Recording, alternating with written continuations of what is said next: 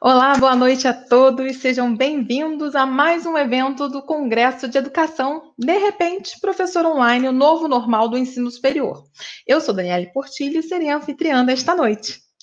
Este congresso é patrocinado e organizado pelo GEM, que é o Grupo Editorial Nacional, maior grupo de conteúdo técnico, científico e acadêmico desse país. Vocês já nos conhecem bem pelos selos das nossas editoras, Guanabara-Kugan, LTC, Método, Forense, Atlas, entre outras. Nós sabemos que os conteúdos que distribuímos em diversas plataformas, sejam eles livros, e-books, cursos online, demais multimídias, colabora para que os estudantes possam aprender mais e os professores possam se aperfeiçoar. Por isso, neste período de pandemia, o GEM Educação não poderia deixar de oferecer mais conhecimento de qualidade através de eventos que conduziremos nesta noite.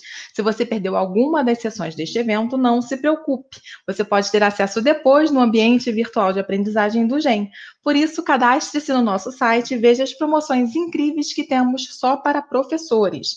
Muito obrigada a vocês que se inscreveram para participar desta mesa temática da noite e os desafios do ensino superior na área de exatas. A proposta desta mesa é discutir a aprendizagem ativa na educação em ciências exatas em tempos de indústria 4.0. Indústria 4.0. Vamos começar?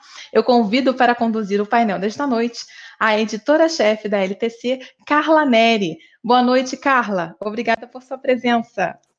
Olá, Dani, muito boa noite. Muito alegre com essa oportunidade em poder, vamos dizer assim, dar início à nossa primeira mesa redonda do dia. Sejam todos muito bem-vindos. A palavra é sua, Carla. Tchau, tchau. Muito obrigada, Dani. Bom, é com muita alegria que eu gostaria de convidar para a mesa do nosso tema, os desafios do ensino superior na área de exatas, aprendizagem ativa na educação em tempos de indústria 4.0. Eu gostaria de convidar agora o professor Henrique Correia, STEM-Med Chair em Administração e professor de Gestão de Operações e Administração de Cadeias de Suprimentos da Kramer, nos Estados Unidos. O professor Henrique também é autor de diversos best-sellers publicados pela editora Atlas na área de administração da produção e operações, que são clássicos nos cursos de engenharia de produção no país. Professor Henrique, muito bem-vindo. Eu que agradeço o convite, uma honra estar aqui, então, ilustre companhia. Muito obrigado a GEM Atlas, um prazer. Prazer é todo nosso, mestre. Bom, eu peço também que ingresse na sala o professor Irineu Gianese, diretor de Assuntos Acadêmicos do INSPER e professor da área de Gestão de Operações. O professor Irineu é também coautor do professor Henrique em 2 best-sellers, Planejamento e Controle da Produção e Administração Estratégica de Serviços. Olá, professor Irineu, bem-vindo. Boa noite, Carla. Muito obrigado pelo convite. Obrigado a toda a equipe do Grupo GEM. E boa noite para toda a nossa audiência. Nós é quem agradecemos, mestre, pela oportunidade em tê-los aqui. Eu chamo agora a professora Laurete Zanol Sauer, professora da área de Ciências Exatas e Engenharias da Universidade de Caxias do Sul, pesquisadora com ênfase em temas como educação matemática para engenharia e ambientes de aprendizagem ativa. Ela é também coautora do nosso livro Uma Nova Sala de Aula é Possível, Aprendizagem Ativa na Educação e Engenharia, publicado pela LTC em parceria com a ABENGE, Associação Brasileira de Educação e Engenharia. Mestra, seja bem-vinda. Eu acho que, mestra, eu vou continuar aqui enquanto a professora Laurete tenta resolver a questão de tecnologia, afinal, isso é muito natural, normal que aconteça, né? Eu queria apresentar aqui para vocês professora Valquíria, muito obrigada pela presença. Ela é coordenadora do Grupo de Trabalho em Aprendizagem Ativa na Educação e Engenharia da ABENGE. A professora também tem trabalhado nas áreas de aprendizagem ativa para o ensino de física e de engenharia, de formação profissional de professores do ensino superior e de formação continuada de professores de ciências e matemática. É também coautora da professora Laurete no nosso livro Uma Nova Sala de Aula é Possível, conteúdo totalmente conectado com nosso congresso. Professora Valquíria, muito obrigada, inclusive pelo tempo, eu já sei que aí já são 10 horas da noite, é um prazer poder tê-la, senhora, aqui com a gente. Boa noite, querida Carla, boa noite aos colegas da mesa. Eu gostaria de agradecer a você e a toda a tua equipe, ao Grupo GEM, pelo convite para participar dessa mesa redonda. Fiquei muito honrada pelo convite, estou muito feliz de estar aqui compartilhando este momento com todos vocês. Eu vou dar continuidade aqui, enquanto a professora continua e tenta, enfim, resolver a questão do áudio, tá? Eu gostaria, antes de começar a nossa mesa redonda, eu também gostaria, não poderia deixar de mencionar que o professor Irineu, né, as professoras Laurete e Valquíria, também são nossos autores de um livro muito especial da LTC, também lançado pela Benja em parceria, que é A Engenharia e as Novas DCNs, Oportunidades para Formar Mais e Melhores Engenheiros. Então, mestres, mais uma vez, muito obrigada pela disponibilidade de vocês. É uma honra para nós do GEM tê-los aqui, expondo sobre desafios do ensino superior na área de exatas, que a gente sabe que não são poucos, né? Os cursos de engenharia, por exemplo, há uma queda significativa de matriculados desde 2015. Sem falar, né, na alta taxa de evasão que existe. Há também uma queda crescente na evolução do número de ingressantes, que também isso acontece há algum tempo. E a partir de agora, com esse cenário econômico extremamente difícil, eu acredito que ainda teremos uma situação mais delicada ainda pela frente, né? Mas acredito também que é na crise que a gente cria. Então, alguns temas muito bacanas falados aqui durante o nosso congresso, como aceleração do ensino híbrido, aprendizagem ativa, capacitação docente, o acolhimento do estudante, a importância da personalização de experiência de aprendizagem. Será que esses processos nos ajudariam a passar por esse momento difícil de uma forma menos traumática? Então, depois de feita essa provocação, eu gostaria, vamos ao que interessa, que é ouvir os nossos autores, nossos especialistas, tá? E o que eles têm para compartilhar com a gente. Eu gostaria de convidar a professora Valquíria para iniciar a apresentação. Mestra, a palavra é sua. Bom, meus queridos, muito obrigada de novo, querida Carla. Eu gostaria de dizer que nessa breve exposição de ideias, o foco será mais na execução. Isso não significa que eu não considero as teorias de aprendizagem e as questões humanísticas e afetivas dos processos de ensino e de aprendizagem na minha prática docente. Fato é que estas questões têm sido brilhantemente discutidas nesse congresso e não abordá-las nessa fala é simplesmente uma tentativa de evitar redundância de conteúdos. Bom, não há dúvidas de que a pandemia transformou o contexto educacional. Universidades de todo o mundo adotaram aulas online, universidades brasileiras com tradição em EAD conseguiram se adaptar rapidamente e as sem tradição em EAD ainda estão estudando como retomar as atividades e trabalhando duro na capacitação de seus professores. Igualmente, uma porcentagem dos estudantes universitários estão contentes, eles estão gostando desse novo modelo. Outra porcentagem não, e outra ainda está sofrendo os efeitos da desigualdade social. Do ponto de vista legal, no início do mês de junho, o MEC autorizou que atividades remotas passassem a valer carga horária, e anteontem o MEC publicou a portaria número 544 sobre ampliação de aulas remotas até 31 de dezembro de 2020.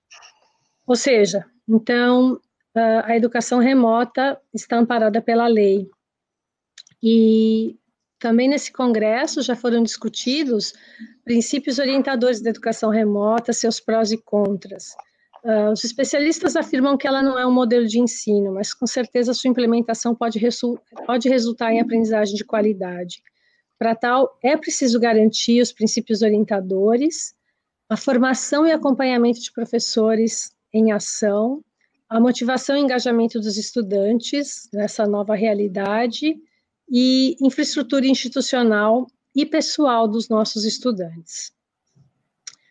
E aqui cabe a pergunta, educação remota e aprendizagem ativa, como combinar as duas para favorecer a aprendizagem dos estudantes? Bem, nós conhecemos e utilizamos muitas estratégias e métodos de aprendizagem ativa em nossas aulas presenciais dos cursos de Ciências Exatas. Como você mesma mencionou, eu e a Laurete somos coautoras do livro Uma Nova Sala de Aula é Possível, onde nós trazemos os princípios da aprendizagem ativa, a fundamentação teórica e várias estratégias e métodos. Sabemos que essas estratégias e métodos auxiliam no desenvolvimento da autonomia dos estudantes, bem como no desenvolvimento de suas habilidades conceituais, procedimentais e atitudinais. A abordagem da sala de aula invertida, o peer instruction, que é muito conhecido, just-in-time teaching, jigsaw, desafio em grupos, casos de ensino, aprendizagem baseada em problemas e projetos, entre várias outras. Ou seja, a grande maioria delas pode ser utilizada na educação remota com pequenas ou nenhuma adaptação. Assim, da mesma forma que no modelo presencial, ao planejar ambientes de aprendizagem remotos, nós, professores, precisamos levar em consideração os resultados de aprendizagem pretendidos, a metodologia de desenvolvimento das aulas e os instrumentos de avaliação, na educação remota a gente também tem de fazer tudo isso. E não podemos esquecer que os estudantes precisam ter as condições adequadas para atuar nos ambientes planejados a partir de suas casas. E ao estabelecer os resultados de aprendizagem, né, normalmente nós, eu e Laurete, temos utilizado a taxonomia de Bloom. Nós podemos e devemos continuar concebendo os ambientes de aprendizagem que permitam aos estudantes desenvolver processos cognitivos mais elaborados, tais como analisar, avaliar e criar, e também as competências do mundo do trabalho. Um exemplo, né, porque professor de física adora dar exemplo, de um assunto de aula no qual a gente poderia muito bem adaptar para a educação remota, seria do estudo da corrente elétrica e resistência elétrica. Por exemplo, eu utilizo o livro-texto do Halliday, volume 13, esse assunto está no capítulo 26. E em todos os capítulos do Halliday, na 10ª edição, a gente tem já lá os objetivos de aprendizagem pretendidos, que nós chamamos de resultados de aprendizagem, porque é mais amplo. Então, tem vários objetivos de aprendizagem. Mas, assim, a gente pode ter alguns resultados de aprendizagem no nosso caso, que são por quê? Porque eles são estruturantes. Então, entender e aplicar a lei de Ohm, aplicar a lei da conservação de energia num circuito simples, trabalhar em equipe, comunicar-se oralmente, avaliar o princípio de funcionamento de um elemento resistivo que possa ser encontrado na casa do estudante. E como é que a gente operacionaliza isso? Qual é a metodologia? Qual é o caminho? Né? Por exemplo, posso usar a abordagem da sala de aula invertida, com o uso de estratégias, por exemplo, como Jigsaw, Peer Instruction, laboratório virtual ou remoto. A Jigsaw é uma estratégia excelente para trabalhar em grupo. Então, a gente pode, por exemplo, dividir uma lista de problemas, esse é um assunto relativamente simples de se apropriar. Os alunos preparam os problemas na pré-aula. Na aula, que vai ser aula síncrona, no modelo remoto, a gente tem um momento onde os alunos vão discutir em grupos esses problemas, depois eles vão se ensinar os problemas que cada grupo resolveu individualmente é em grupo, né, para cada grupo, e também a gente pode usar, por exemplo, o Peer Instruction para ver quais os conceitos estruturantes que ficaram bem construídos para esses estudantes. Existe espaço para fazer um experimento virtual, ou até mesmo fazer um experimento remoto, e a gente pode também usar Peer Instruction para avaliação, já que, por exemplo, com a ferramenta o Kahoot, por exemplo, a gente tem o desempenho dos alunos que fica registrado, o One Minute Paper, que é uma avaliação de final de aula, onde o aluno diz quais foram as dificuldades que ele teve, quais foram os conceitos que ele aprendeu melhor, enfim, perguntas curtas e objetivas para esses alunos poderem nos dar um feedback daquele trabalho que foi desenvolvido. E, no caso de avaliar o princípio de funcionamento de um elemento resistivo, a gente pode pedir para os alunos procurar na casa deles um elemento resistivo e criar um vídeo, gravar um vídeo pequeno de umas 2 ou 3 minutos, exemplificando e explicando, avaliando esse princípio de funcionamento. Então, tem muita aprendizagem ativa envolvida nesse pequeno exemplo que eu estou aqui trazendo para vocês, porque em todas as situações a gente tenta buscar o desenvolvimento desses níveis cognitivos mais elevados, a gente tenta levar o aluno a ter mais autonomia, a trabalhar em equipe, a se comunicar oralmente e a se apropriar dos conceitos estruturantes. A gente também não pode esquecer que nas ciências exatas e engenharias, as atividades experimentais são fundamentais para a formação do futuro profissional. E cabe aqui outra pergunta, né? Como é que essas atividades elas podem ser desenvolvidas na educação remota? Bom, a gente pode usar laboratórios virtuais e remotos, vídeos demonstrativos de experimentos, simulações como as do FET Colorado, do Merlot e do MIT, laboratórios circulantes e desenvolvimento de protótipos. Estas são opções que podem solucionar a questão das atividades experimentais nessa questão de pandemia e no modelo híbrido, né, na educação remota. E para utilizar estratégias e métodos que desenvolvem a habilidade de trabalhar em equipe, por exemplo, a gente pode usar o Jigsaw, desafio em grupos, in-class exercises, casos de ensino, aprendizagem baseada em problemas em projeto, e para isso, a gente tem a opção de criar salas denominadas breakout rooms. Isso é possível facilmente em plataformas como Moodle, Blackboard e Zoom. Mas, se a gente não tem esse tipo de infraestrutura, também é possível, de uma forma um pouco mais improvisada, usar o WhatsApp, caso os estudantes não se importem em compartilhar seus números de telefone. O importante é garantir atividades em grupo colaborativas, pois elas são muito importantes para que os estudantes exercitem o relacionamento interpessoal e continuem evoluindo no desenvolvimento de habilidades, tais como comunicação oral, trabalho em equipe, resiliência, entre outros. Enfim, eu acredito que não há mais dúvida de que a educação em ciências exatas ela pode ser mediada por tecnologias e que o modelo híbrido terá um espaço cada vez maior entre os cursos de ciências exatas. Sobre a aprendizagem ativa, eu compreendo que ela é totalmente possível em aulas síncronas, mas o uso de estratégias e métodos de aprendizagem ativa deve ser tal que professores estejam capacitados, né, e os estudantes tenham as condições adequadas para atuar nos ambientes virtuais a partir de suas casas. É um caminho sem volta, mas que tem que ser trilhado com muito cuidado, com muita atenção. E, por fim, mas não menos importante, eu gostaria de mencionar aqui que esse período de pandemia também pode ser um momento de reflexão sobre a implantação, né, implementação das novas diretrizes curriculares nacionais para os cursos de engenharia. As novas DCNs, elas têm como um dos princípios norteadores a aprendizagem ativa. E, juntamente à questão da educação remota, nós precisamos pensar e agir fortemente na direção da capacitação dos professores, para que a implementação das DCNs seja exitosa e para que, nesse período de pandemia, os nossos estudantes realmente tenham muito sucesso nos seus processos de aprendizagem. Porque, no final das contas, o que a gente quer mesmo é que o aluno construa conhecimento, que ele aprenda a aprender, que ele seja senhor da sua aprendizagem.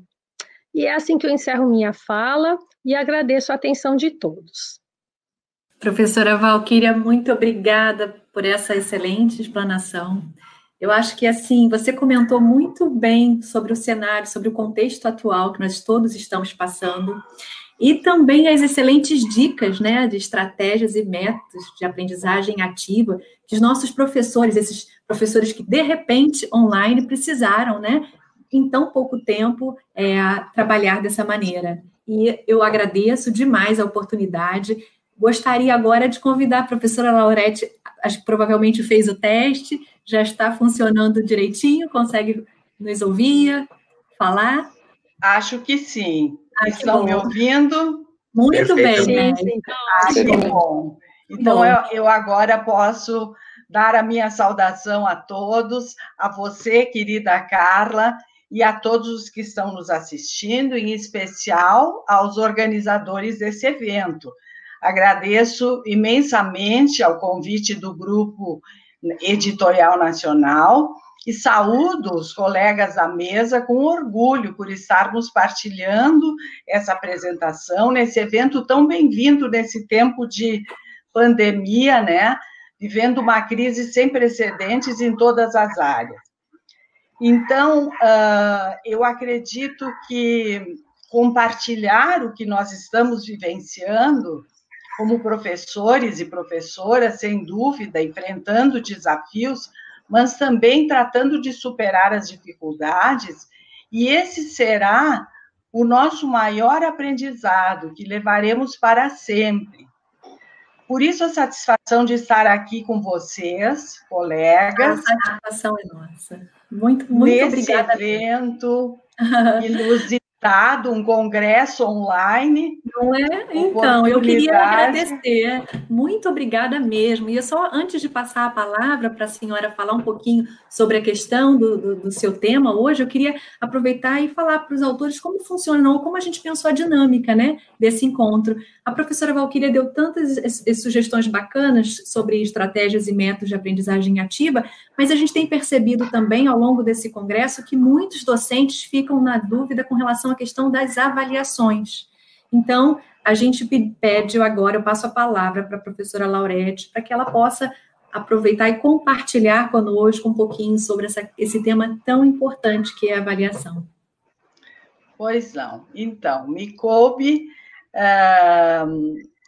este tema tão complexo, tão difícil de abordar, tão problematizado, né, por todos, mas que nós precisamos aprender a colocar em prática coerentemente com as nossas estratégias e ações em sala de aula.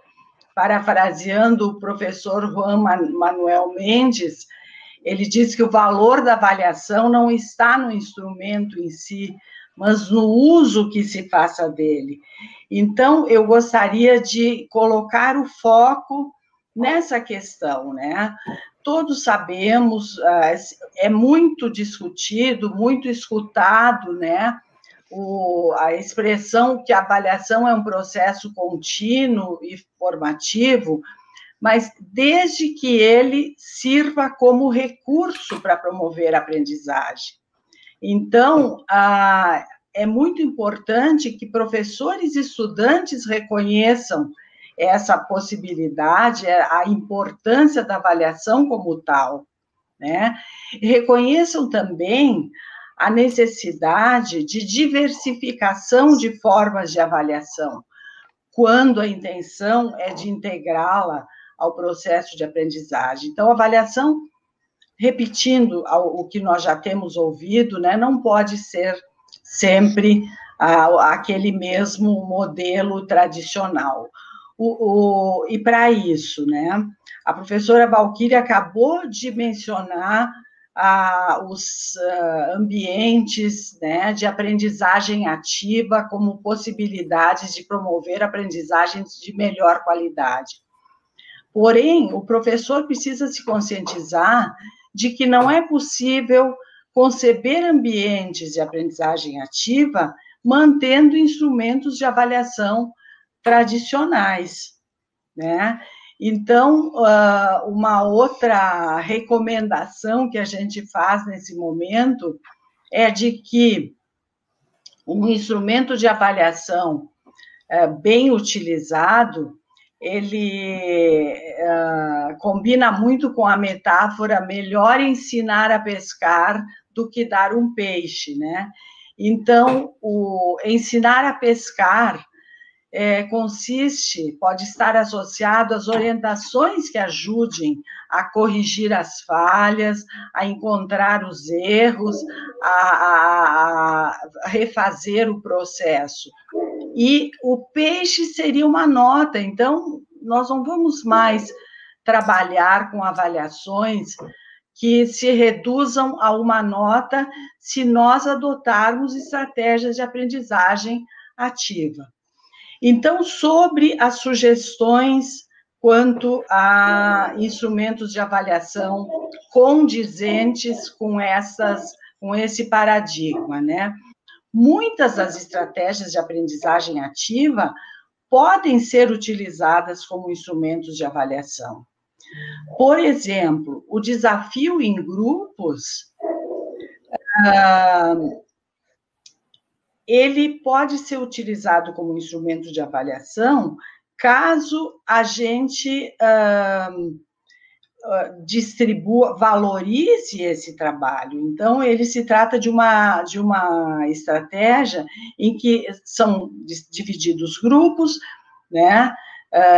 Eles se comunicam, dependendo da plataforma, aqui falando dos instrumentos de avaliação no modelo online, eles se comunicam por salas, dependendo da plataforma, ou então por telefone, WhatsApp, né? E trabalham em determinado problema. Num tempo determinado, eles têm que postar a resolução no fórum de discussões, e as resoluções são pontuadas tanto quanto a apresentação correta, uma apresentação aceitável, como também pela ordem de apresentação. Então, o primeiro, segundo, terceiro, quarto, quinto grupo que apresentar são pontuados em ordem decrescente, de maneira que todos recebem, né, uma pontuação que fica a critério do professor, mas que significa avaliar o estudo do que esse estudante está fazendo. Outra estratégia, o contrato didático, tão falado, né, mas que ele espelha o paradigma, a concepção do professor dos processos de ensino e de aprendizagem. Então, a elaboração de um contrato didático no início do semestre, do período ou do ano, né, com as atribuições do professor, os compromissos a serem assumidos por ele, bem como aqueles que deverão ser assumidos pelos estudantes.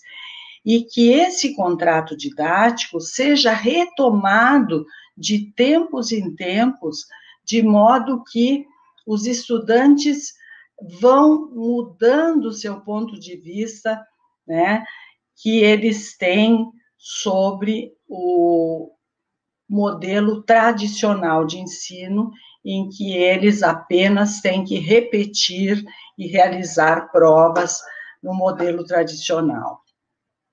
Outra estratégia de avaliação, a autoavaliação. A autoavaliação, ela pode até não ser solicitada com avaliação por meio de nota, mas que o estudante reflita sobre o processo que ele trilhou para chegar àquele ponto, né, em que ele está sendo questionado sobre determinado conteúdo. Então, quais foram as atividades que ele deixou de realizar, por quê, quais foram os erros que ele cometeu, o que faltou.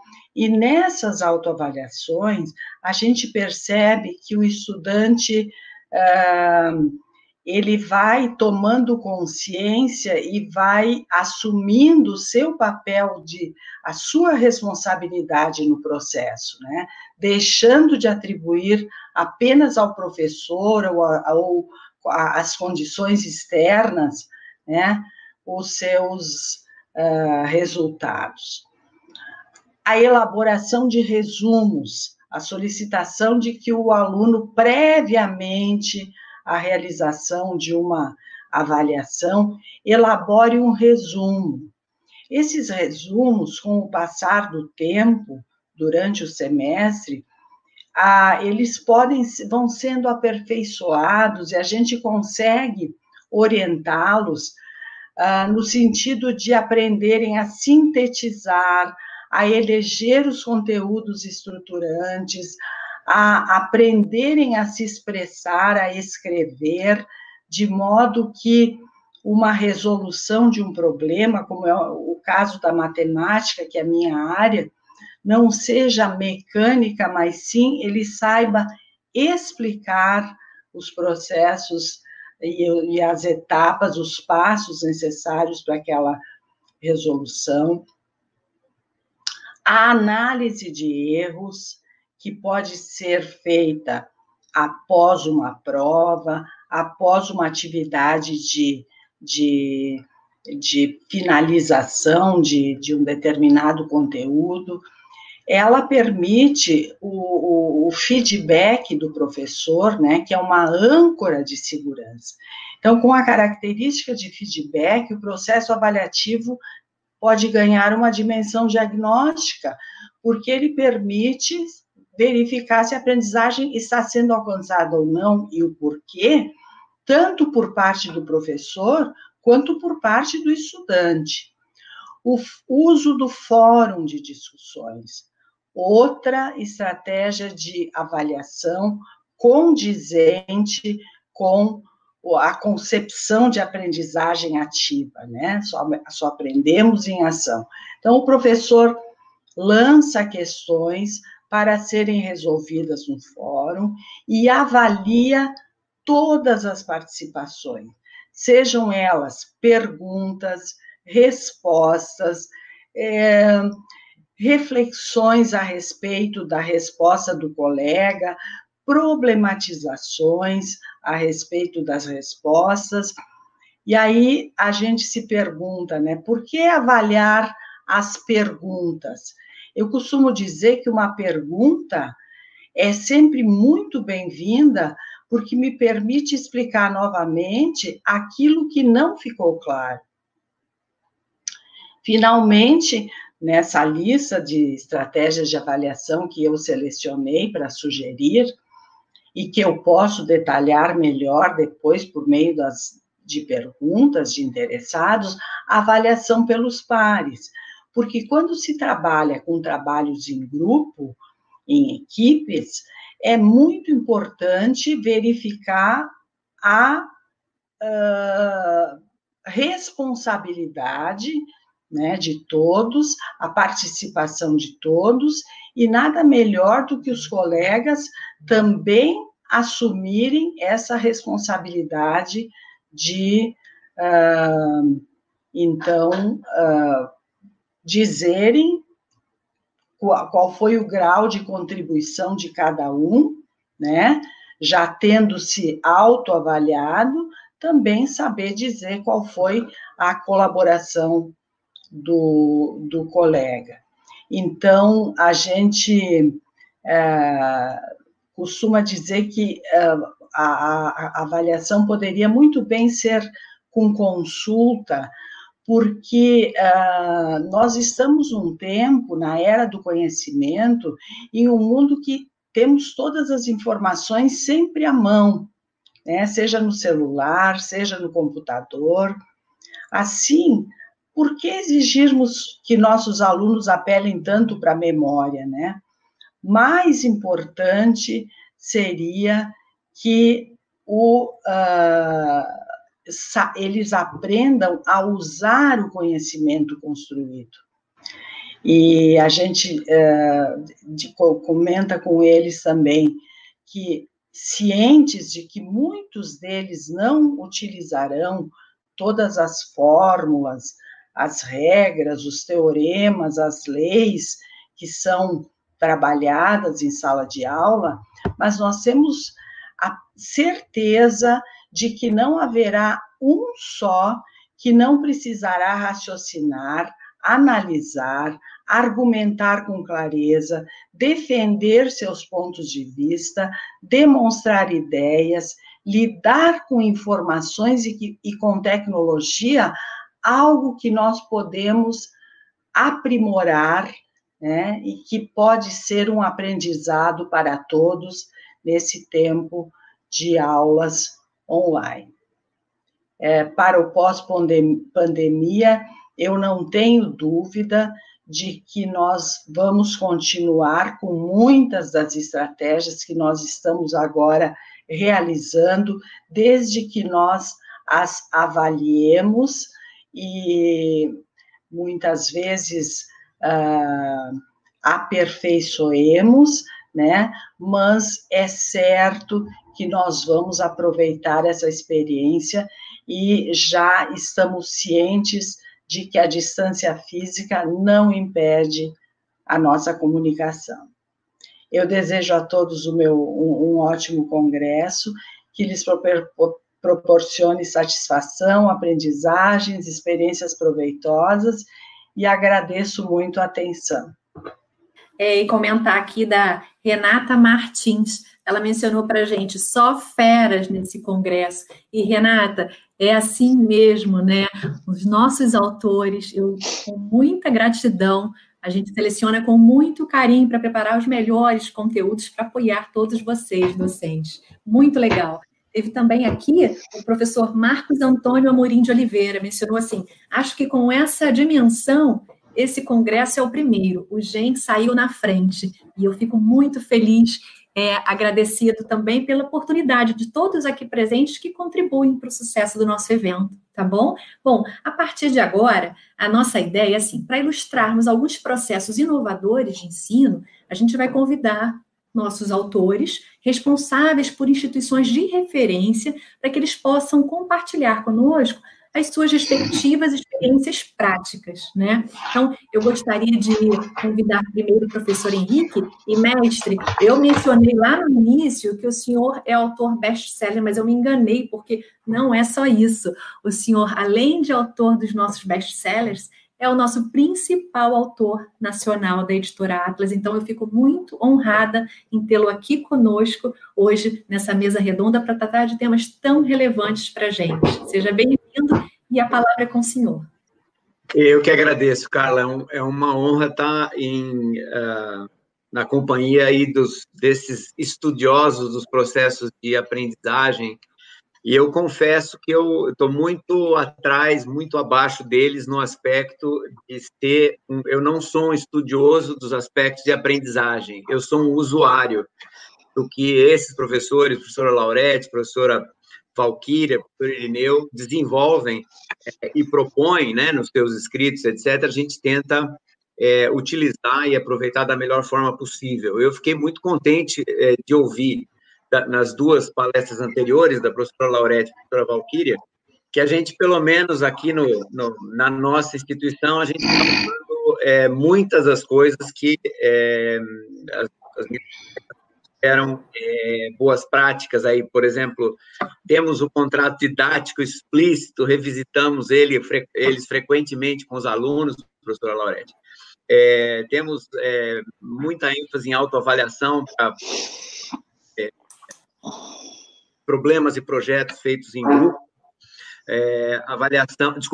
autoavaliação a gente usa avaliação de pares, né, para projetos feitos em grupo. Nós temos muita ênfase na aprendizagem baseada em projeto, na aprendizagem baseada no participante, com uso intensivo de estudos de caso, uso intensivo de simulações. A área que a gente milita, eu, professor Irineu, que é a área de administração de produção e operações, engenharia de produção, ela se presta, graças a Deus, ela se presta muito ao uso de simulações, e simulações evoluiu tremendamente.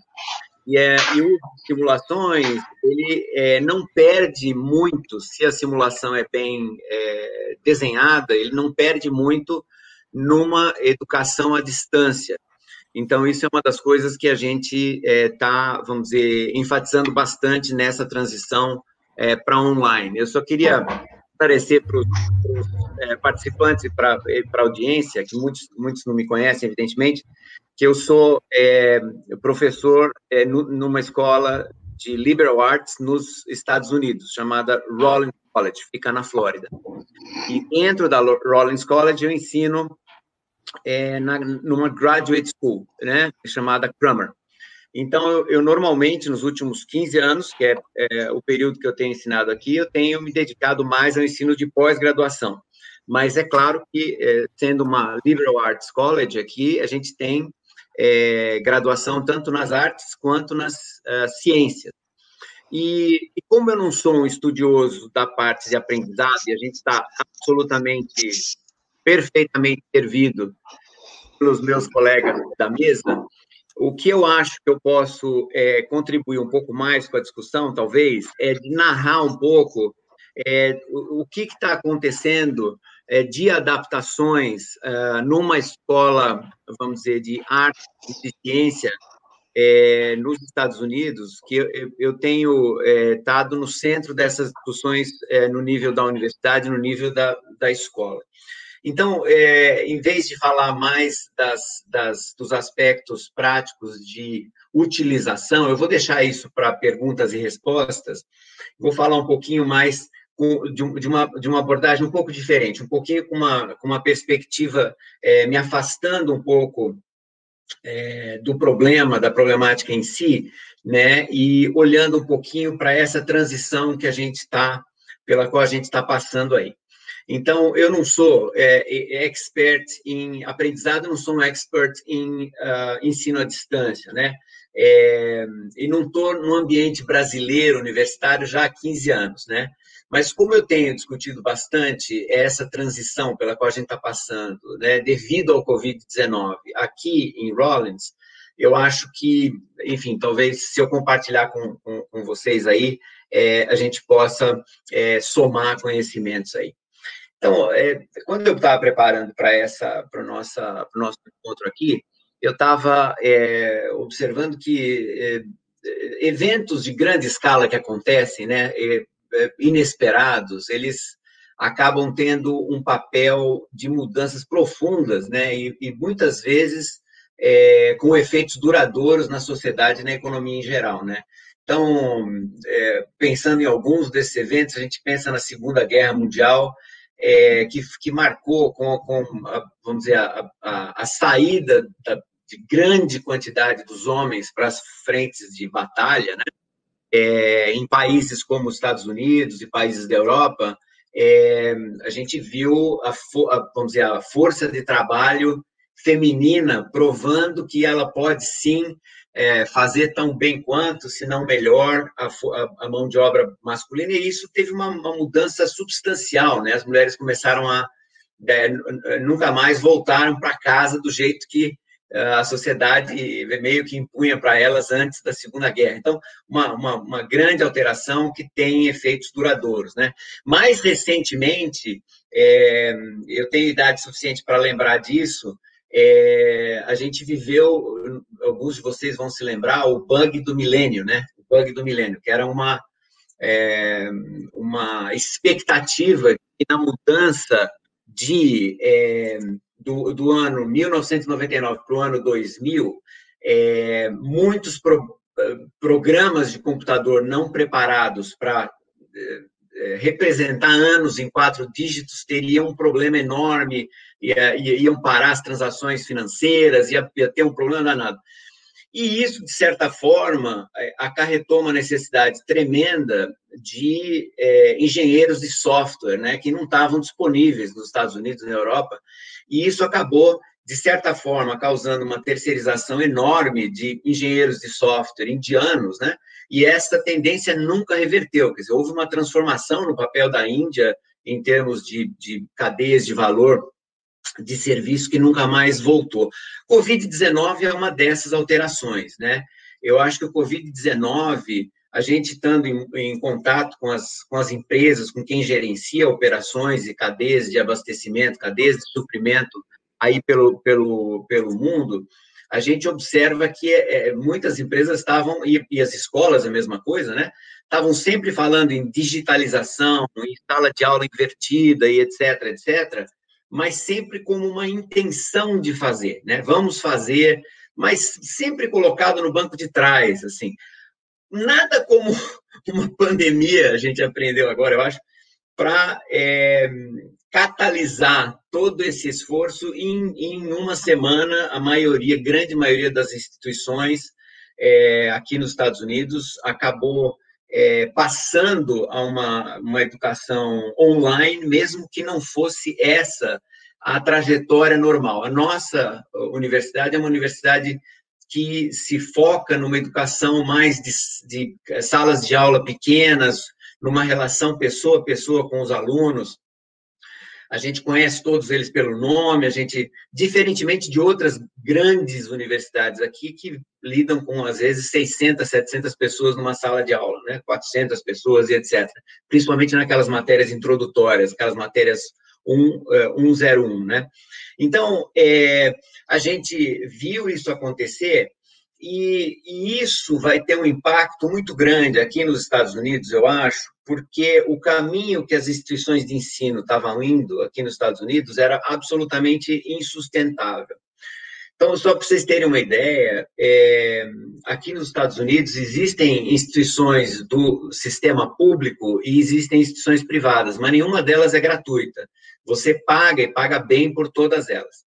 Então, se você olhar a inflação do tuition, né, de quanto você paga para atender um curso, nos últimos 40 anos, a tuition nos Estados Unidos cresceu 1.400%, contra uma inflação no mesmo período de 211%. Então, 1.400%, 14 vezes mais caro, 40 anos atrás, e a inflação 211%. Os preços, em geral, 3 vezes mais altos.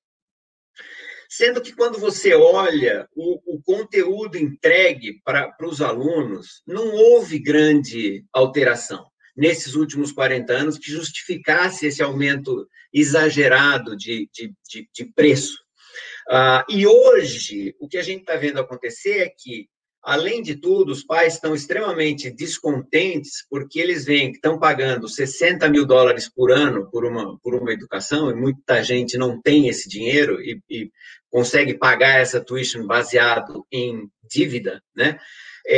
Além disso, eles viram todos os filhos voltarem para casa, né, e passarem a ter aula via Zoom, né? Isso é uma coisa interessante, porque aqui nos Estados Unidos, ninguém em educação superior mostrou, e nesses 15 anos que eu estou aqui, eu sou testemunha disso, ninguém teve nenhum esforço de cortar custos. Isso talvez seja o único setor da economia que não tem preocupação com cortar custos. Talvez o setor de saúde aqui também não tenha, né? Mas quem na economia fez isso? Então, isso caminhou para uma situação insustentável aqui, na educação americana. Hoje, esses $60 mil por ano, $60 mil por ano por 4 anos, significa $250.000. É quanto custa a formação de um aluno de graduação aqui, né? Então, é claro que vocês imaginam o que aconteceu. O débito estudantil explodiu. Para você ter uma ideia dos números, o débito estudantil nos Estados Unidos, em 2020, está em 1,6 trilhões de dólares. Trilhões de dólares. Isso é o total da dívida que os estudantes fizeram para pagar os seus cursos superiores. Bom, se você comparar isso com o PIB do Brasil, que é de 2 trilhões, você vê que a dívida estudantil dos estudantes aqui americanos é quase o PIB do Brasil. Se a gente usar paridade de preço, o PIB do Brasil é 3 trilhões, então é a metade, mas da mesma ordem de grandeza. Então, vai ter uma transformação muito grande em toda a educação superior aqui, e eu acho que vai ser catalisada também por essa pandemia, né? A gente está meio que prevendo que aquelas escolas de topo, né, as Ivy Leagues, né, como se diz, as escolas que são da Ivy League, do topo, não só Ivy League, mas as que são do topo, do prestígio, etc., elas não vão sofrer, porque elas têm 5% de aceitação em relação à solicitação de vagas, né? Então, é como se fosse 1 para 20 a aceitação deles, mas eles só oferecem 64 mil vagas, o que é 0,5% das vagas oferecidas na educação superior americana. Então, esses vão ficar bem. As escolas de segunda camada também vão ficar bem, porque não vai faltar pais que consigam pagar ou estudantes que consigam fazer aquela dívida e pagar a dívida depois que se forma, nas universidades de segunda camada. As de terceira, quarta camada, essas muitas vão morrer, ou seja, essa situação toda que a gente está vivendo é uma situação insustentável do ponto de vista econômico. Então, o que a gente está vendo como tendências acontecendo aqui, que vão, eu acho que também ser tendências no Brasil? Em paralelo com essa questão da situação insustentável do mundo da educação nos Estados Unidos, você tem as mega empresas de tecnologia, as Google, Facebook, Apple e etc., que, para atender a expectativa dos seus acionistas, elas precisam, estima-se, elas precisam encontrar 150 bilhões de dólares em receitas adicionais nos próximos 5 anos. Isso quer dizer o seguinte, se ela não conseguir ir atrás desses 150 bilhões de dólares novos em receita, os acionistas vão começar a preferir investir nas Tesla da vida e outras empresas. Para conseguir esses 150 bilhões de receita nos próximos 5 anos, ela vai ter que explorar atuações em outros setores que elas não têm atuado muito. Por exemplo, saúde, por exemplo, governo e, acima de tudo, educação. Então, a gente já está vendo movimentações grandes dessas megas empresas de tecnologia costurando acordos e parcerias com grandes escolas, grandes universidades, para desenvolvimento e oferecimento de tecnologias que, de certa forma, facilitem muito que essa educação online permita que essas escolas consigam oferecer os seus conteúdos a uma quantidade muito maior, que consigam aumentar a escala, que escalabilidade é um problema quando você pensa no sistema educacional face a face apenas, né? Tem um limite para você aumentar o número de alunos por classe, tem um limite para você aumentar classes.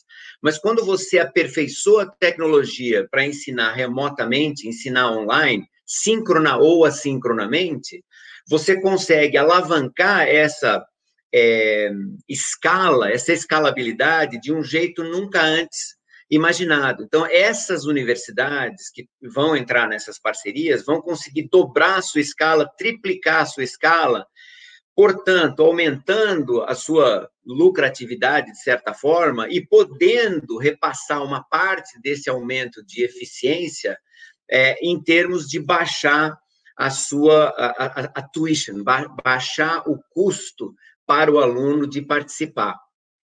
Quando você junta essas duas tendências, a insustentabilidade do sistema educacional americano, com essas big tech, essas grandes empresas de tecnologia entrando forte no ramo da educação, mas não como fornecedoras de conteúdo, você tem uma terceira grande tendência, que é o que a gente está chamando aqui de gig economy, ou a economia dos autônomos.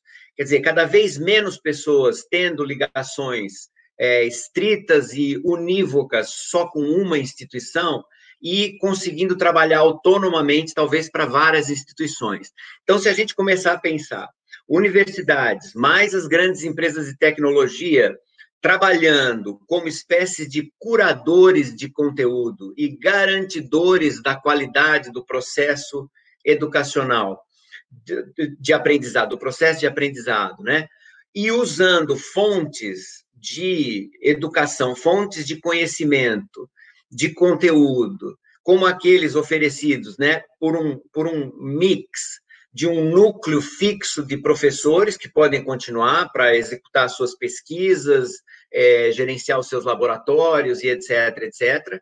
Professores autônomos que podem ensinar à distância ou presencialmente, mas sem ter vínculos específicos com determinadas instituições, e instituições fornecedoras de conteúdo como Atlas, Gen, como Coursera, como Udacity, como edX, né, edX, que são, vamos dizer, partes, a gente está vendo, de um novo, vamos dizer, ecossistema que tem o potencial de levar conhecimento, levar formação universitária a uma quantidade muito maior de pessoas, com o benefício de tecnologias desenvolvidas especificamente para isso e a curadoria de conteúdo de determinadas universidades que ainda têm, vamos dizer, um certo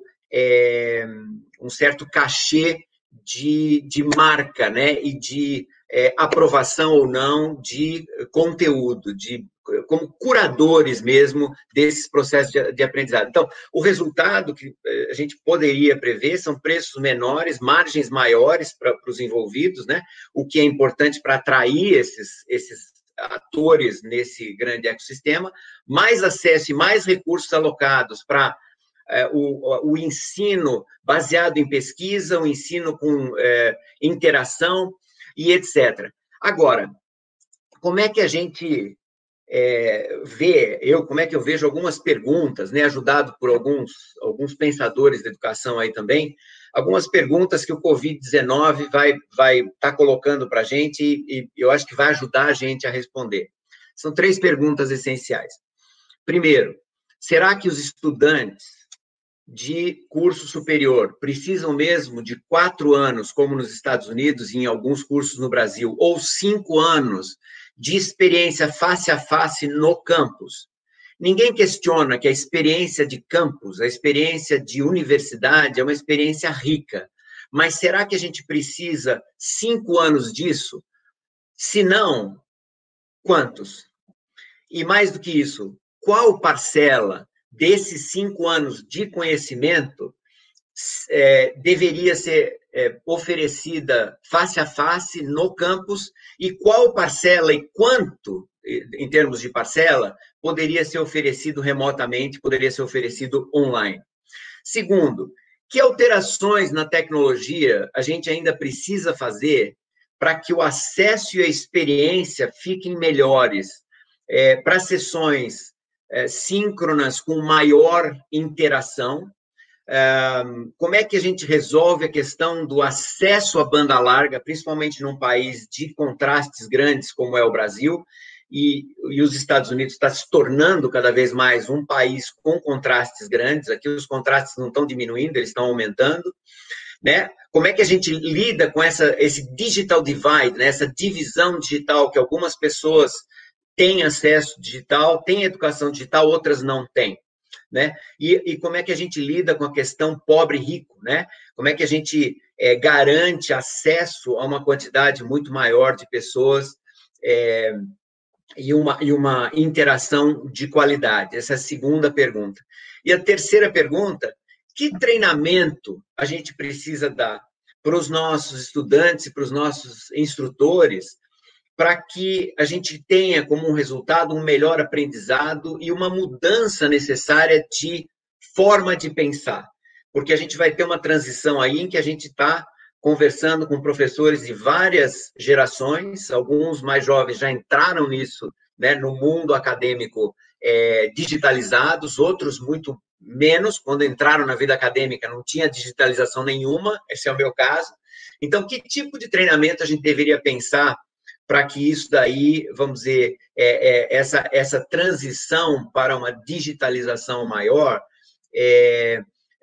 traga benefícios e não perdas em relação ao nosso modelo tradicional que a gente tem praticado, que é o modelo face a face. Então, é isso que eu queria discutir com vocês. Me desculpe por não ter ido muito nas estratégias, etc., mas eu confio muito mais nos meus colegas do painel para isso, e eu só quis trazer essa visão aí do que está acontecendo nos Estados Unidos, como é que tem sido as discussões. Mestre, nossa, eu estou aqui ainda impactada por tanta informação bacana para a gente. E, assim, fiquei muito feliz, em primeiro lugar, do senhor ter mencionado, eu queria até passar aqui o recado sobre o aprendizado em relação aos tipos de métodos e estratégias que as docentes anteriores nos passaram. Mestras, a gente tem aqui vários docentes pedindo esse material de apoio para depois a gente compartilhar essas dicas que vocês deram tão valiosas. E o professor Henrique, assim, sensacional, foi muito bacana, eu acho que são questões muito importantes. O senhor conseguiu, em pouco tempo, falar de temas tão importantes e que a gente precisa realmente verificar e resolver de uma vez. Eu anotei aqui uma fala do senhor que eu achei muito interessante. A questão das movimentações de empresas de tecnologias com escolas. E o senhor mencionou a questão da curadoria do conteúdo, que é a preocupação. É uma questão, assim, uma fala bem perfeita, né? A gente não adianta estratégia, né, metodologias ativas, a questão da tecnologia, se a gente não tem um conteúdo de qualidade. Então, muito obrigada pela oportunidade, tá? Eu gostaria agora de passar a palavra para o professor Irineu, mas antes disso, pessoal, nós teremos agora a fala do professor Irineu e depois o tempo para as perguntas, tá? Então, quem quiser aproveitar, é só colocar aí no nosso chat e, por gentileza, mencione a quem eu devo direcionar essas perguntas, tá bom? Bem, professor Irineu, muito obrigada novamente pela oportunidade. Enfim, o senhor, como diretor de assuntos acadêmicos do INSPER, né, um curso de engenharia inteiramente inovador. Eu me lembro bem de uma apresentação do senhor e que me deixou muito impactada quando o senhor mencionou que tinha familiares ligando para a escola para saber por que o estudante não voltava para casa, né? E é isso, a gente precisa dos nossos estudantes engajados. Então, conta para a gente um pouquinho dessa experiência, tá? Eu agradeço a oportunidade. Eu que agradeço, é uma oportunidade fantástica e, assim, me vejo numa situação complicada, porque depois das 3 apresentações, daqui eu só posso piorar a nossa noite, né? Então, eu vou tentar não estragar demais. Eu vou falar um pouco, assim, da experiência que a gente tem tido no INSPER, não só com o curso de engenharia, mas com toda a escola, né, nesse momento, e um pouco também da minha perspectiva como professor e também numa perspectiva institucional, dada a minha posição lá. O INSPER trabalha aprendizagem, né, ativa há mais de 20 anos, né, desde que começou, né? No ano 2000, a gente tinha recém iniciado a graduação, enviamos alguns professores para a Harvard Business School para fazer um treinamento sobre como ministrar uma aula com discussão de caso, né, aí com foco em economia e administração. E a gente chamava isso, né, o próprio programa, que se chamava Colóquio de Aprendizado Sentado no Aluno, aprendizado sentado no estudante. Ele permanece, né, até agora, 20 anos depois, todo ano eles oferecem, e a gente sempre teve essa preocupação de tentar trazer, né, para a sala de aula uma abordagem de ensino onde o aluno, de fato, é protagonista, né, a partir da crença de que quem fala, né, é quem está aprendendo, né, e quem está ensinando precisa, na verdade, escutar, para depois poder dar um bom feedback. Então, essa ideia de você ter aulas, né, expositivas, sempre esteve um pouco na mira, né? Não que a gente não acredite numa boa exposição, numa boa lecture, mas ela tem o seu espaço, né? Para alguns momentos onde você está mais transmitindo informação, mas se você quer, de fato, desenvolver habilidades, né? A professora Valquíria falou da taxonomia de Bloom, eu acho que ela cabe muito bem na análise do que está acontecendo hoje. Se você trabalha com níveis cognitivos mais simples, né, você pode tentar alcançá-los com transmissão, né, de informação. Mas se você quer chegar em níveis mais altos, né, onde o aluno é capaz de não só aplicar, mas sintetizar, julgar, né, avaliar, é necessário que ele seja colocado nesse tipo de atividade para que depois ele receba feedback a partir do seu desempenho. O aprendizado vem daí, né? Vem de uma uma somatória de experiências de aprendizagem, onde o aluno é colocado a executar atividades, né, que possam demonstrar se ele adquiriu ou não uma competência, para que ele possa receber feedback e, a partir daí, ir se aprimorando, né? Mas, obviamente, como os professores, e aí eu estou falando basicamente de ensino superior, né, os professores, em geral, na sua formação, eles são preparados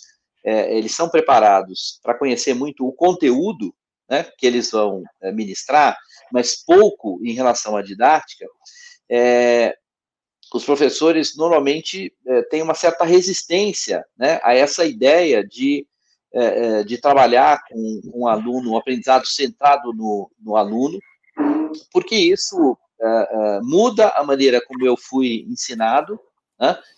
Então, a maneira pela qual eu estou acostumado, e, de certa forma, isso tira o meu controle, né, sobre a experiência de aprendizado, a sala de aula. Se eu estou fazendo uma lecture, uma apresentação, eu estou com controle sobre tudo, né? Eu sei o que eu vou falar, na sequência que eu vou falar, eu acompanho o tempo, eu tenho um relógio para verificar se eu estou dentro do tempo ou não, se estou atrasado. Se eu estou atrasado, eu apresso o passo. Se eu tenho tempo, eu posso incluir algumas coisas que eu estava com dúvida em incluir ou não.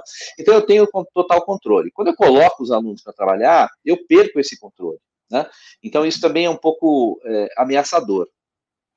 E a gente também está vivendo uma adoção, né, muito forte de tecnologia, que também tem uma certa resistência, até porque no Brasil há uma certa noção de que o uso de tecnologia permite a escala, e a escala está relacionada com baixa qualidade de ensino, né?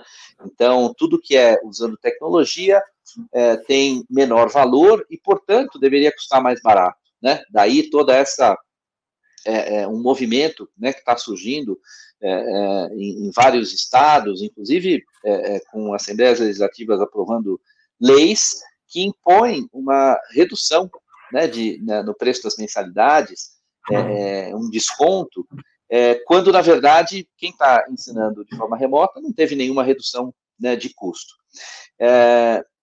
E o que a gente está vendo agora, e olhando pelo lado positivo, e só abrindo parênteses, é difícil a gente olhar alguma coisa pelo lado positivo, né, nessa situação, quando a gente liga a televisão e vê que tem 1.000 pessoas morrendo por dia no Brasil, né?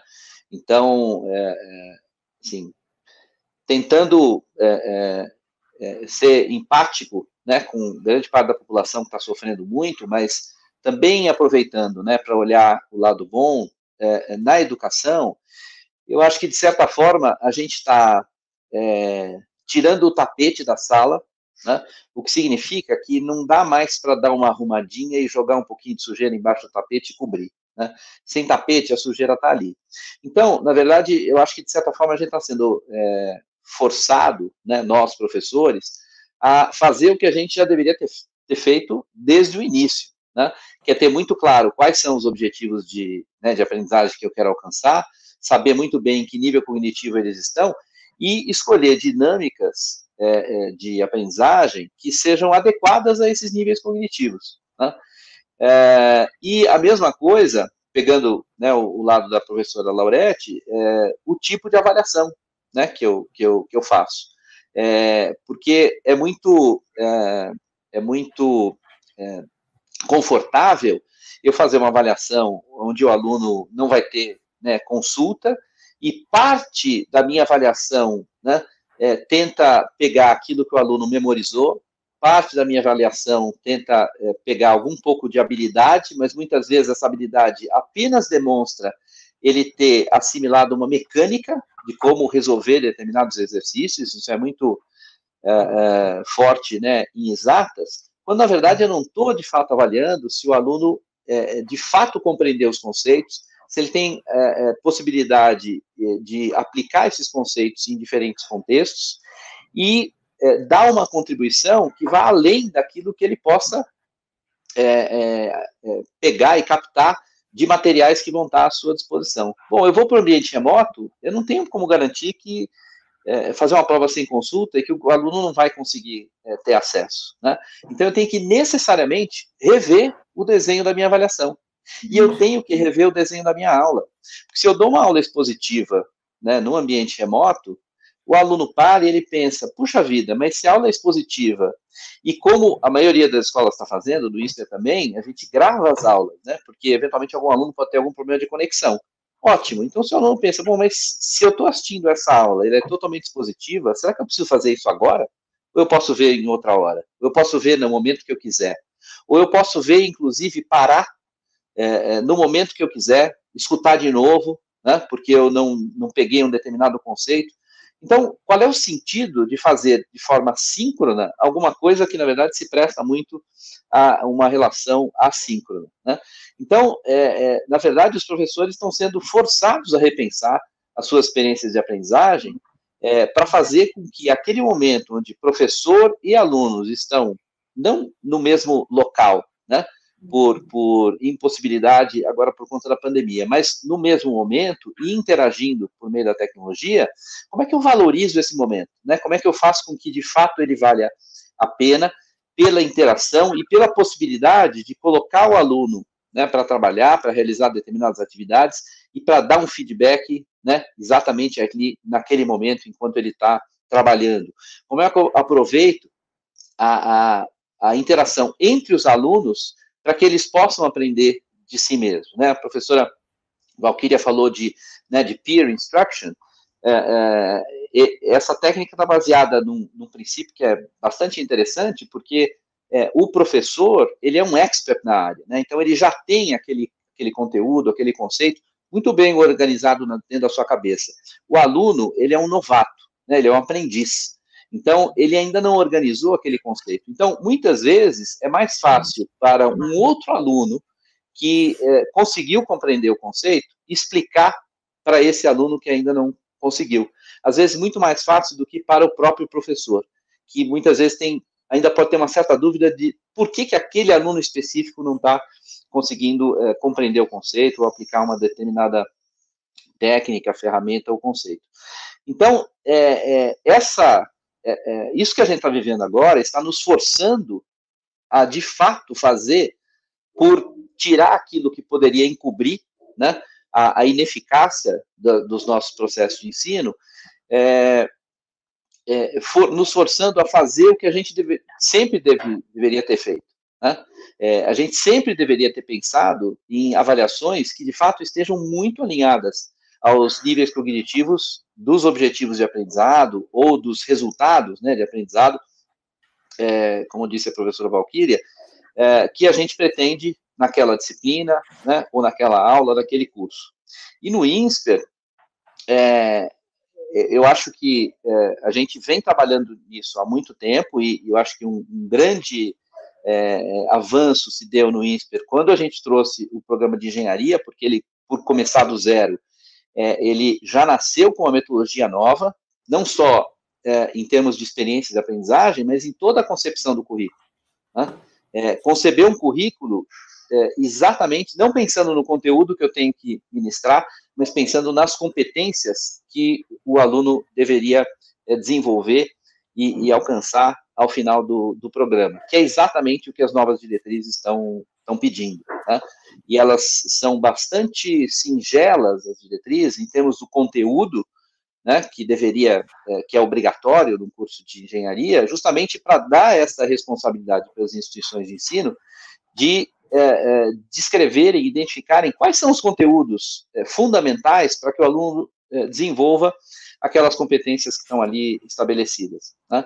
E agora, por um lado, uma flexibilidade para as instituições, mas também uma responsabilidade, né, de fazer um trabalho que, para muitas instituições, eu não precisava fazer, né, porque as diretrizes diziam para mim tudo que eu tinha que colocar no currículo, e aí eu chamava professores bons naquelas áreas e dizia para ele, né, vai lá e vai dar aula. Então, acho que depois, né, quer dizer, desse momento triste que a gente está passando, a gente vai dar um salto, né, as instituições que de fato aproveitarem isso, vão dar um salto em termos de qualidade né, nas suas estratégias de ensino e aprendizagem, porque estão sendo forçadas a fazer isso nesse momento, porque a falta daquela experiência de eu chegar na sala de aula e até do ponto de vista do aluno achar que uma aula expositiva faz sentido, né, eu estou tendo que rever, né, porque a condição ela não permite a gente trabalhar exatamente da mesma forma.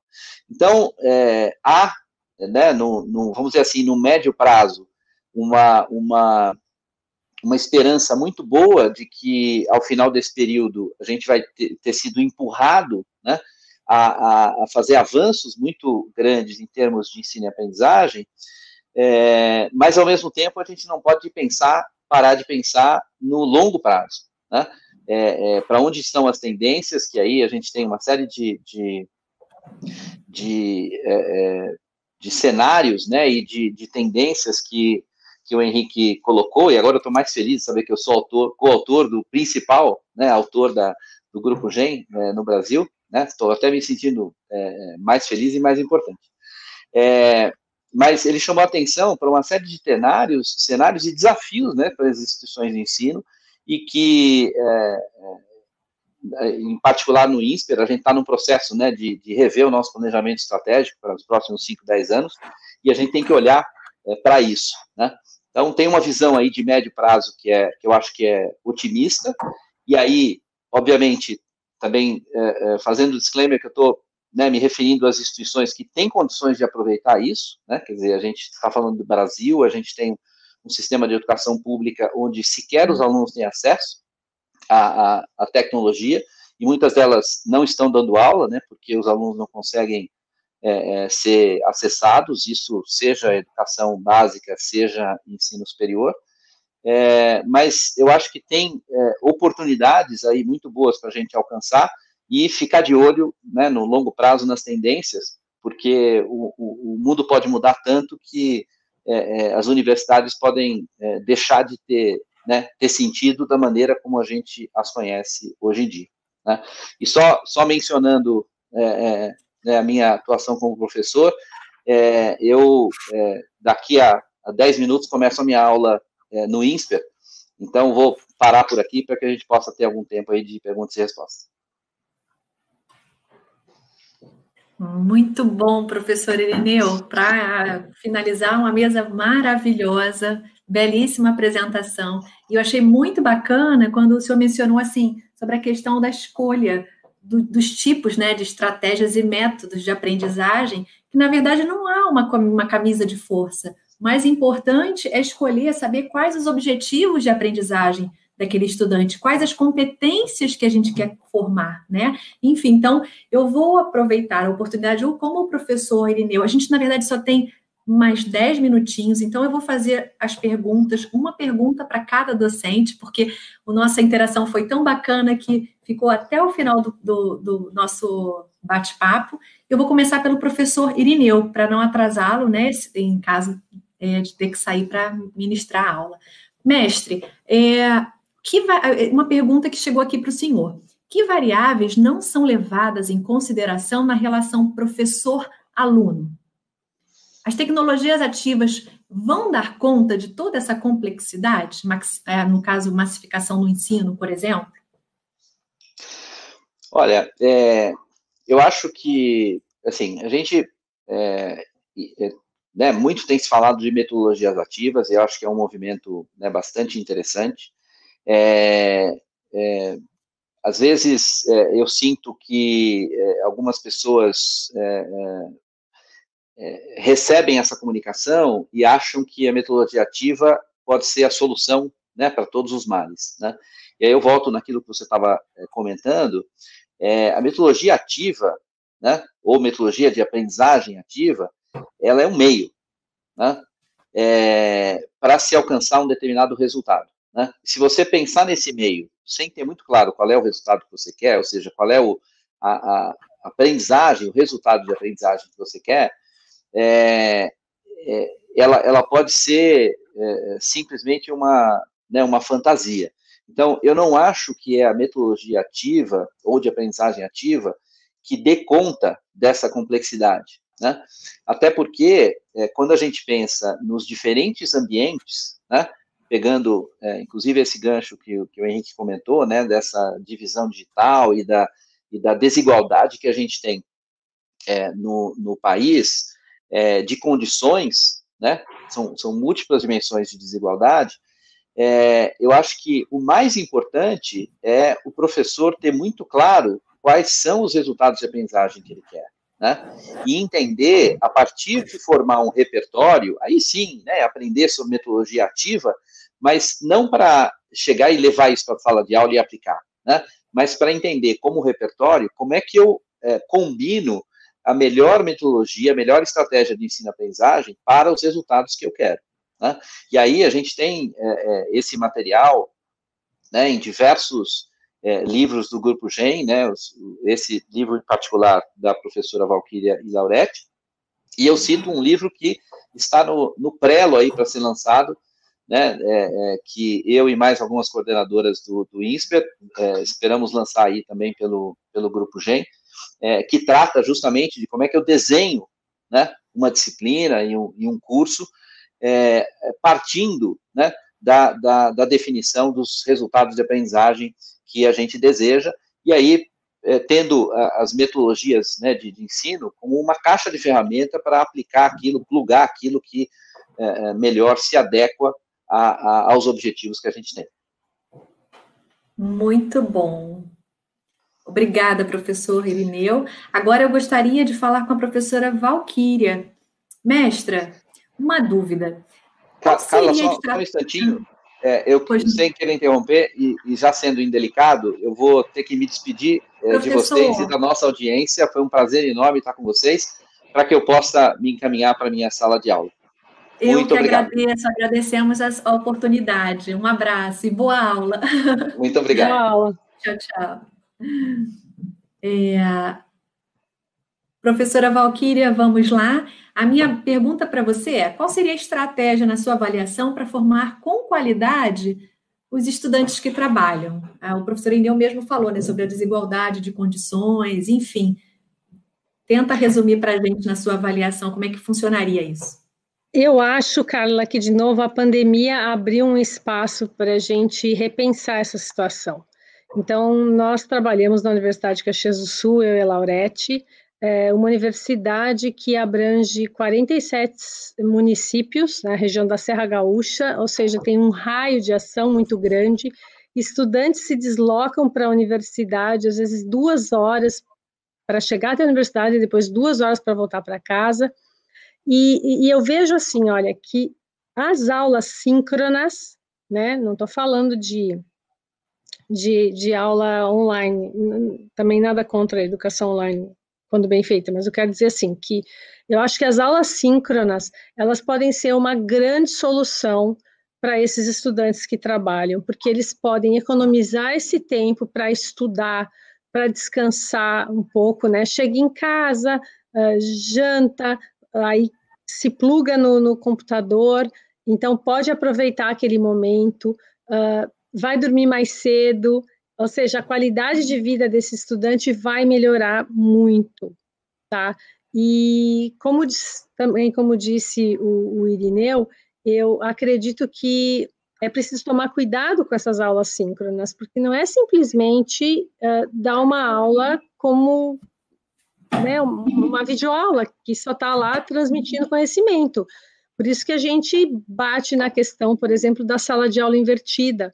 Ela é muito adequada. Se a gente pede para o estudante se apropriar dos conceitos básicos, ou seja, desenvolver aqueles níveis cognitivos, que é o lembrar e o entender fora do momento em que professor e alunos se encontram, que seria um momento síncrono.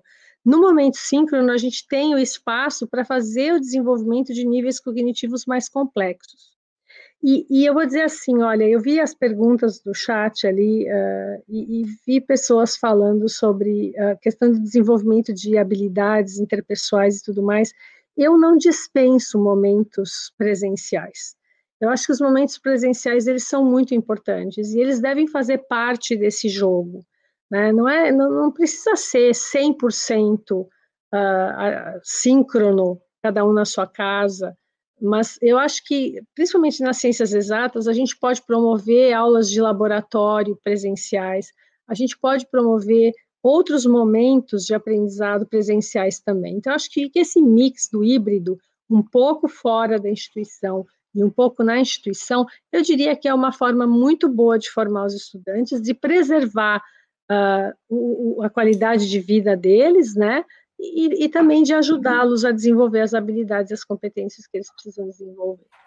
Acho que é isso. Muito bom. Esclarecida a dúvida. Agora a pergunta vai para a professora Laurete. Mestra, na sua opinião sobre a questão da formação, como é que funciona a questão da formação do professor para a educação online? Então, é uma excelente pergunta, né? Formação do professor. Nesse momento, a gente está... todos os professores foram obrigados a buscar essa formação individualmente, né? Muitos professores. Mas, com oportunidade, o ideal seria... Nós tivemos, e temos ainda na Universidade de Caxias do Sul, um curso de formação de professores para educação à distância, onde eles, além de conhecerem as ferramentas, os recursos todos que podem ser utilizados, quando já conhecem, isso já adianta bastante o serviço, mas, além disso, estudarem como utilizar, qual o benefício da utilização de um fórum de perguntas e respostas, de um webfólio para postagem de trabalhos e recebimento de comentários por parte do professor, enfim, de um chat. E, como produto desse curso de formação, eles planejam uma disciplina toda com a utilização dos recursos, então já fica um produto que depois ele vai utilizar.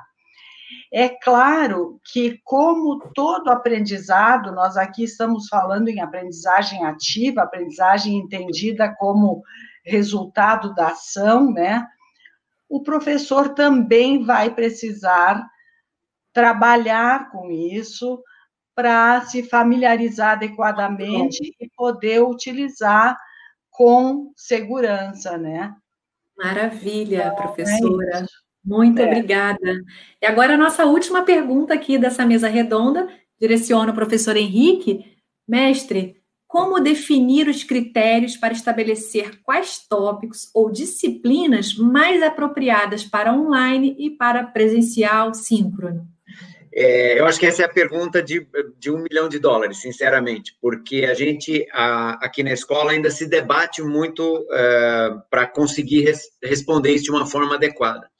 Eu como, vamos dizer, estou envolvido muito com gestão, seja engenharia de produção ou administração de empresas, ensinando engenharia, vamos dizer, gestão de operações, eu às vezes enxergo que tem coisas que são conhecimentos e competências mais hard e tem outras que são mais soft, né?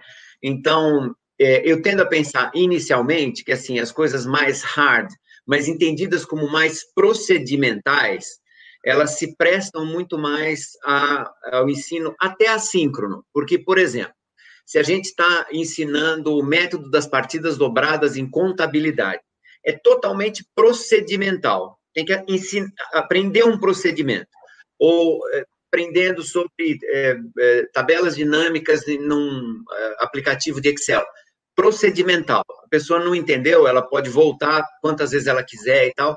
Então, isso se presta bastante a online e até a assíncrono.